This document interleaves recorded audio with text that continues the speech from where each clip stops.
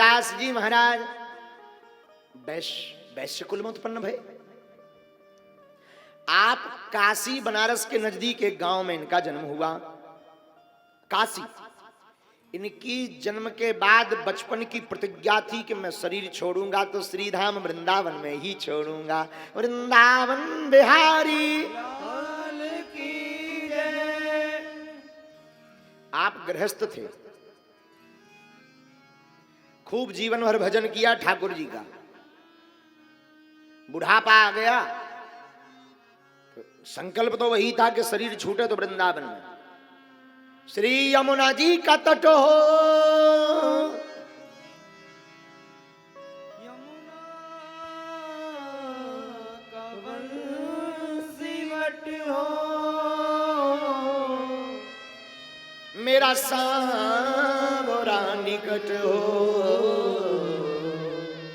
जब प्राण तन से निकले, इतना तो करना स्वामी, जब प्राण तन से निकले। रोते रहते थे दिन ना रात। बुढ़ापा आया, चलने में शिथिल हो गए। एक दिन बड़े जोर से न बुखार आ गया, ज्वर, बेग से ज्वर आया, नाड़ी छूट गई। बड़े बड़े वैद्य आए, असाध्य अवस्था घोषित कर दी वैद्यों ने। इनकी कोई चिकित्सा नहीं होगी, इनका तो शरीर जाने वाला है। भाव प्रवीण महात्मा श्री हरिदास जी ने इशारा करके कहा कि शरीर जाने वाला तो है ही है, मेरा मन ब्रज वृंदावन धाम के प्रेम रंग में मगन हो रहा। परिवार को बुलाकर कहा कि मेरी आंखों के सामने बार बार श्री धाम वृंदावन का चित्र आ रहा, वो यमुना का किनारा, वो बंसीवट, वो गोपेश्वर महादेव के दर्शन, वो ब्रिज की रज बार बार हमें याद आ रही है। एक काम करो, तुम सब अगर मेरी प्रसन्नता चाहते हो तो मुझे इसी अवस्था में श्रीधाम वृंदावन ले चलो। पुराना जमाना, उस जमाने में कोई गाड़ी वाहन चलता नहीं था। पुराने जमाने की बात, घर वालों ने कहा कि देखो भाई अब क्या करेंगे। इनकी 4 पुत्रियां थी, एक पुत्र। चारों पुत्रियां महात्माओं को दे दी, महाराज ने संभालो, लेकिन हमें श्रीधाम वृंदावन पहुंचा दो। नेत्रों में बार बार आंसू भर रहे हैं, बार बार रोवे, मुझे बिहारी जी के दर्शन करवा दो। बार बार रोए उछले, मुझे वृंदावन ले चलो, मुझे वृंदावन ले चलो। श्री राधा वल्लभ जी के नाम का संकीर्तन बार बार करते, राधा वल्लभ जी का ध्यान बार बार करते। गांव के लोग इन्हें देख करके आश्चर्यचकित रहते कि ये वृंदावन तो पहुंच ही नहीं पाएंगे, बीच में ही मर जाएंगे। शरीर सूख गया, हड्डियां दिखने लगी, जिंदा रहना मुश्किल है, इन्हें वृंदावन मत ले जाओ। ये 1-2 दिन के ही मेहमान है, वृंदावन जाने में 27-28 दिन लगेंगे। पैदल जमाना जाता, पैदल का जमाना था। पर ये नहीं माने, तो 4 लोगों ने पालकी बनाई, अपने अपने कांधों पर रखी, वृंदावन धाम जाने लगे। तो गोविंद का गीत गाते। अब ये बड़े प्रसन्न, लेटे लेटे शरीर सूख गया, लाल टपकने लगी, पिंजरा दिखने लगा। ये लेटे लेटे माला लेवे, बिहारी जी को ध्यान करवे, श्री राधा वल्लभ जी को ध्यान करवे। सरकार हम आ रहे हैं, हमारा इंतजार करना है, आप हम आ रहे हैं, हमारा इंतजार करना। और रास्ते में ही इनके प्राण निकल गए।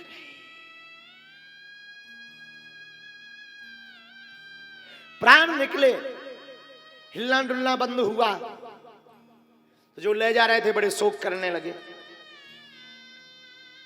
इन्होंने सोचा शरीर तो चला ही गया, चलो कम से कम इस शरीर को वृंदावन में ही अंत्येष्टि कर दें। घर वालों ने और बालक ने सोचा, तो सब शरीर को लेकर के जाने लगे। प्राण पखेरु उड़ गए थे, लेकिन ठाकुर जी तो बड़े लीलाधर हैं। देखो गुरु कृपा क्या होती है। इनके गुरुदेव का नाम श्री बनचंद जी महाराज। आहा हा हा। श्री बनचंद्र जी महाराज वृंदावन में विराजमान थे।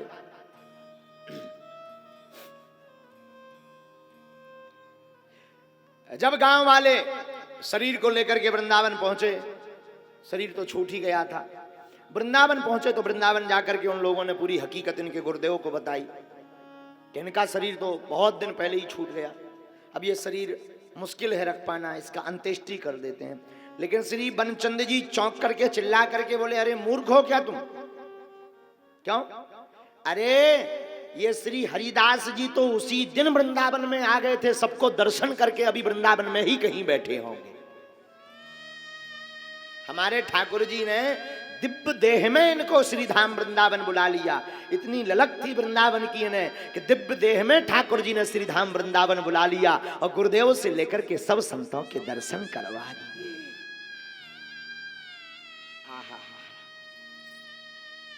ये गुरुदेव और इनकी भक्ति का प्रताप है। ये इतने बड़े महात्मा थे कि एक बार इन्होंने सुना कि जंगल में संतों की जमात आई है। देखो ठाकुर जी ऐसी कृपा नहीं करते, कुछ समर्पण करना पड़ता। गुरु ऐसे ही कृपा नहीं करते, कुछ दिखाना पड़ता है। बातों में काम नहीं चलना। गुरु जी आप ही सब कुछ हो, ठटरी के बड़े। कई लोग ऐसे दुविधा वाले होते हैं, बड़े बचत। गुरु जी उनसे पूछो ये मकान किसका है? गुरु जी आप ही का। हम कहते हैं कि उठा अपनो दंड कमंडल, भाग यहाँ से। जब हमारा सोई दांत ने बोले, अरे गुरु जी लौट के नहीं कहेंगे कि ये आपका है। शब्दों में कहना तो सरल है, जीवन में उतारना बहुत कठिन है। याद रखना मेरे पागलों, गुरु बनना सरल है पर गुरु होना कठिन है। साधु बनना तो सरल है, 4 माला डालो, तिलक लगाओ, लो साधु बन गए। पर साधु होना बहुत कठिन है, साधुता आना बहुत कठिन है। उसी प्रकार ध्यान रखना मेरे पागलों, शब्दों में नहीं गुरु की सेवा करो, गुरु की सेवा सात्विक वास्तविक रूप से करो। आहा, एक बार इन्होंने सुना कि जंगल में कुछ महात्मा आए, अवस्था हो गई थी 95 साल। कितनी? श्री हरिदास जी ने सुना कि कोई महात्मा जंगल में आए, तो ये संतों के दर्शन करने गए। तो वन में एक गाय को एक सिंह पकड़े हुए था, उसमें इन्होंने नरसिंह भगवान के दर्शन करके प्रणाम करके सिंह से प्रार्थना की कि हे सिंह भगवान, हे नरसिंह भगवान, आप गाय को मत खाओ, छोड़ दो इसे, इसके बदले में हमें चाहे खा लो, आप हमें खा लो। लेकिन सिंह ने नहीं छोड़ा। जब सिंह ने नहीं छोड़ा तो ये समझ गए कि गाय मजबूत है, मोटी ताजी है तो पेट भर जाएगा, मैं पतला सा जंजर सा आदमी, पेट नहीं भरेगा। तो इसलिए इन्होंने दोबारा प्रणाम करके कहा, हे नरसिंह भगवान, आप हमें खा लेना, 2 दिन बाद हम अपने पुत्र को ले आएंगे, हमारे पुत्र को भी खा लेना, पर गाय को छोड़ दो। और कहते हैं कि सिंह ने गाय को छोड़ दिया। 2 दिन बाद इन्होंने अपने बालक को पूरी बात बताई।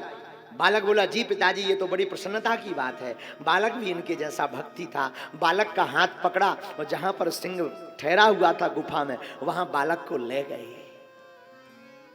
इन्होंने नाम कीर्तन किया तो वो सिंह जाग गया। इन्होंने प्रणाम करके कहा कि लो हमें खाओ। और जैसे ही उसने भयंकर गर्जना की तो ये डरे नहीं, कपे नहीं, भागे नहीं, वचन के पक्के थे। और जैसे ही सिंह ने भयंकर गर्जना की और खाने को आतुर हुआ, उसी समय नरसिंह भगवान साक्षात प्रकट हो गए। ये हम आपको कोई कथा त्रेता या द्वापर की नहीं सुना रहे, ये कथा कलयुग के संतों की सुना रहे हैं। गुरु कृपा में वो ताकत होती है कि भगवान को दौड़े चले आना होता है। भगवान दौड़े चले आते हैं, हमारे गोविंद दौड़े चले आते हैं। एक बात बोले मेरे पागलो, स्मरण में रखना, 1 करोड़ों की बात।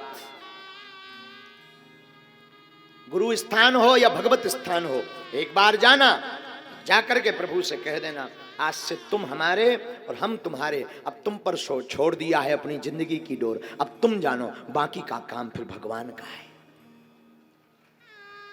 और आपका कोई काम नहीं, बाकी का काम भगवान का है। गुरु ब्रह्मा गुरु विष्णु गुरु